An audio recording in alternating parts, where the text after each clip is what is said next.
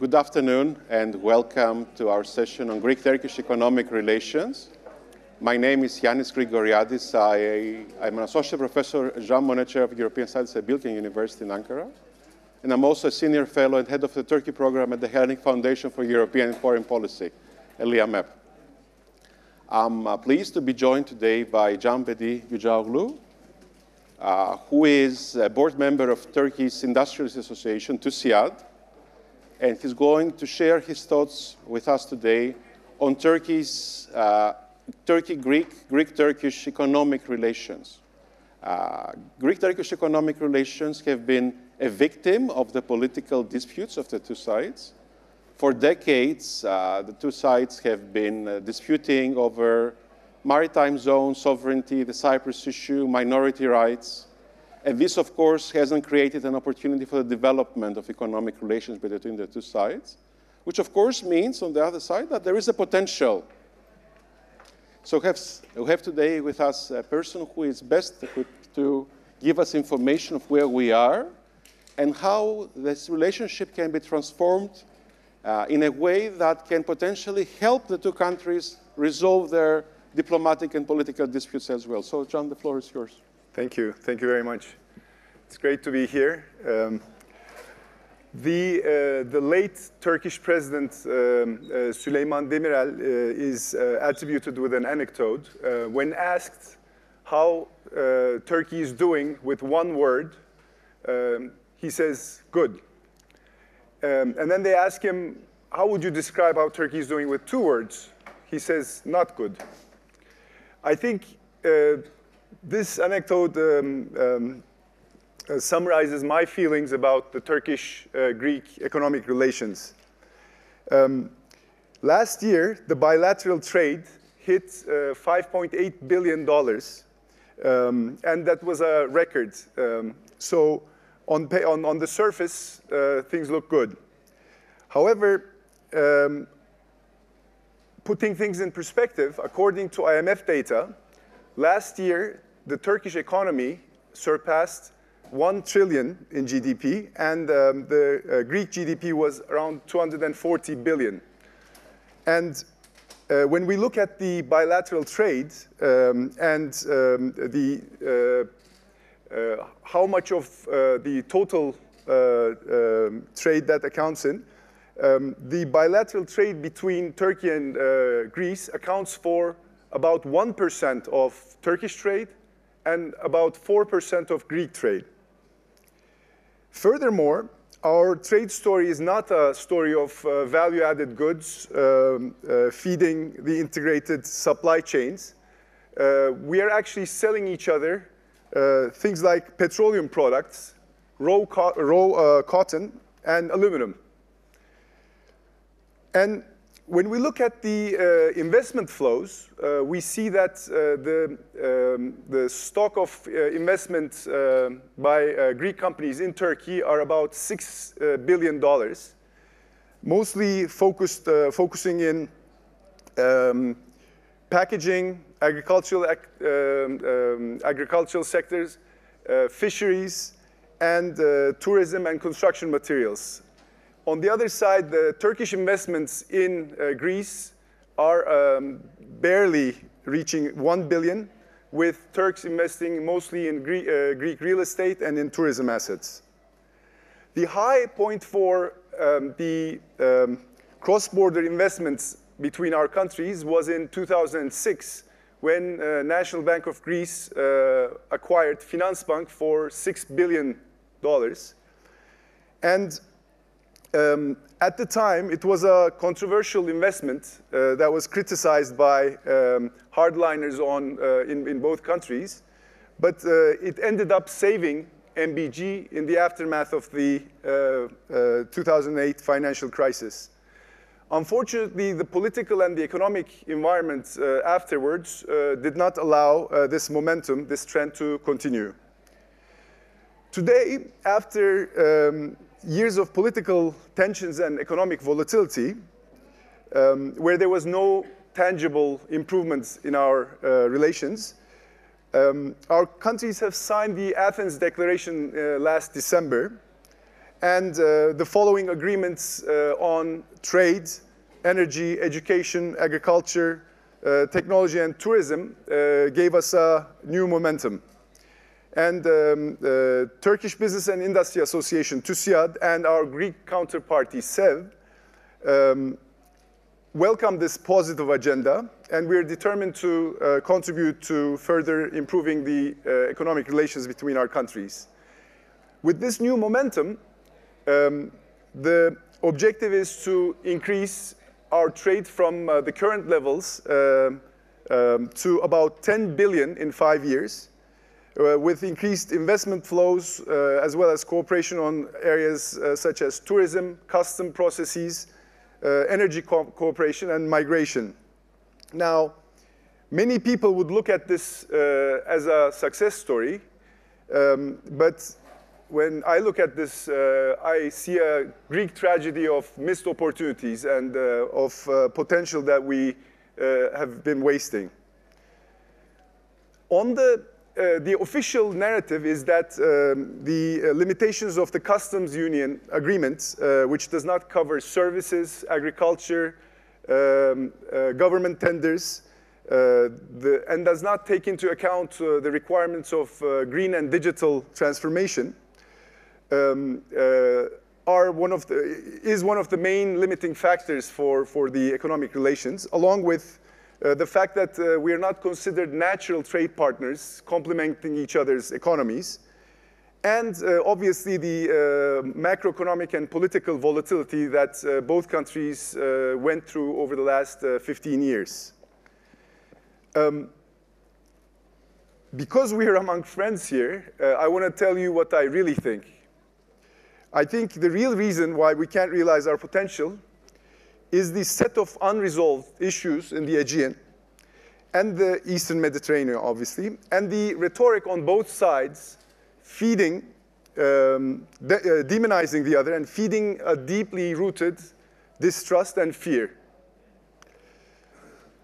Given the geography on the Aegean and the history between our countries, there are several disputes that we would need to tackle, including the delimitation of the territorial seawaters, the delimitation of national airspace, the exclusive economic zones and the use of continental shelf, and the demilitarized status of assigned to some of the Greek islands close to the Turkish shore. These are highly sensitive and complex issues, given their implications on national security. I don't take them lightly.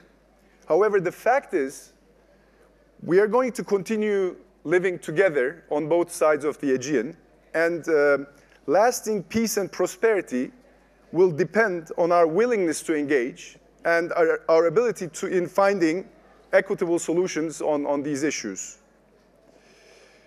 The European Green Deal and the changing European energy security equation after the Russian invasion of Ukraine gives us a unique opportunity.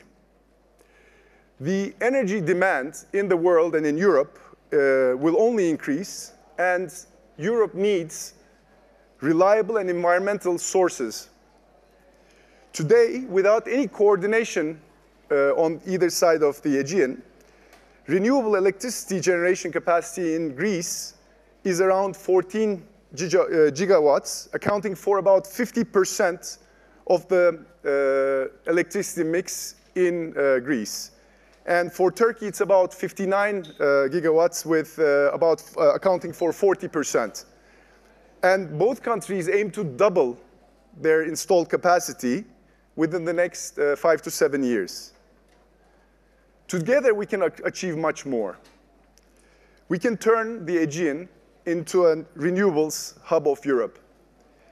And onshore and offshore wind, solar, biomass, energy storage, and a smart interconnected grid that allows us transmission to Europe would really bring the two countries together. Europe would gladly provide the financing, This would help us create jobs and become not only self-sufficient in energy, but maybe a net exporter to Europe. This would change the equation in the Aegean from the current zero-sum conflict mentality to a dynamic that can add to prosperity of Greece and Turkey. For each problem, we can find a compromise solution for our differences. If the French and the German leaders like Schuman, Adenauer, and Monnet could build European peace on the integration of their coal and steel resources in industries in 1950s, after 2 devastating world wars, we can come together and develop our renewable sectors together.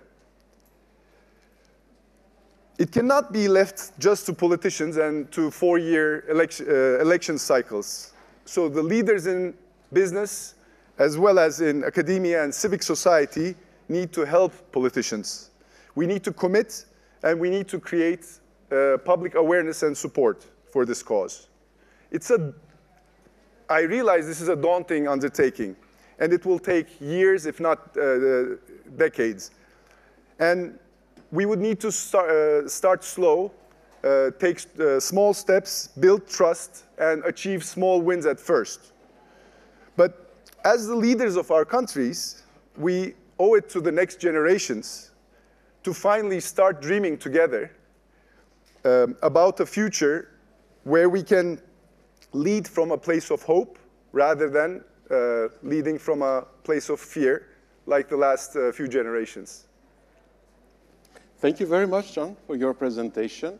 I would like to raise here a point that 15 years ago, the discovery of hydrocarbons in the Eastern Mediterranean was then hoped as an opportunity for conflict resolution. The idea was that the discovery of natural gas in the exclusive economic zone of Cyprus, the existence of natural gas fields in Israel, the later discovery of a big natural gas field in Egypt would create the conditions for the resolution of the Cyprus problem so that all sides can benefit from the new opportunities that this could bring about. Unfortunately, there was a disappointment there. And the Cyprus problem and the other regional problems, of course, Cyprus is not alone there. Like there are other big and long-standing disputes in the region. They kind of integrated the energy question. So the energy became yet another chapter of the dispute between all sides. And that was, again, a great missed opportunity. Now, as you very correctly stating, the European Green Deal provides a new opportunity. And, of course, this has to do with the fact that Europe has decided to reduce its dependency on Russian natural gas. This has to do, of course, with what's happening in Ukraine. But apart from that, because of the fact that we have global warming and shifting to renewable energy is a matter of survival now for our planet, right, and for our countries. So in that respect, the Aegean Sea is one of the most gifted regions in the Mediterranean in terms of their wind potential. But the two sides have to find a way to start collaboration without having resolved their disputes in the beginning. The hope is that building this trust and this partnership will allow all sides to think again about their positions and find a way that a rules-based relationship between the two sides is promoted. So definitely, energy and renewable energy is a big opportunity for the future. But I would like to ask you, because we have a few minutes before we end, do you identify any other areas of cooperation between the two sides, like based on your experience and what you see through your contacts with Greek partners? Certainly. First of all, the political issues really overshadow any kind of increased cooperation between the two countries. And as a result, I think we have all resigned to the fact that there are these issues that are not resolved. They are with us sort of going forward. And if the politicians one day find a solution, then we'll be happy. Unfortunately, the next step after resigning to this fact, basically we stopped making plans together. For example, Greece and Turkey, two neighbors, are not in the top 10 of each other's trade partners, no.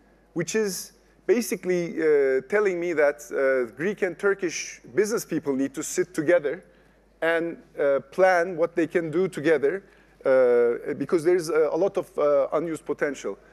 Now, there are a number of sectors that we can sort of think of. Obviously, tourism is the easiest one, and this is a discussion we had with you earlier.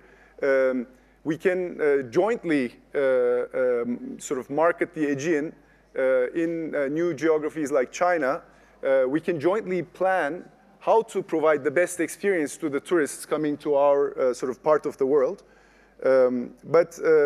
I think the opportunities are in all sectors. It's just that this veil of political, the weight of these political issues basically create a barrier for all of us. What we need to make sure is there needs to be engagement across all segments of society. We cannot leave this to just politicians when they need it, when they really sort of have to sort of get some positive wind in their sails, they engage with each other, and then they just stop this.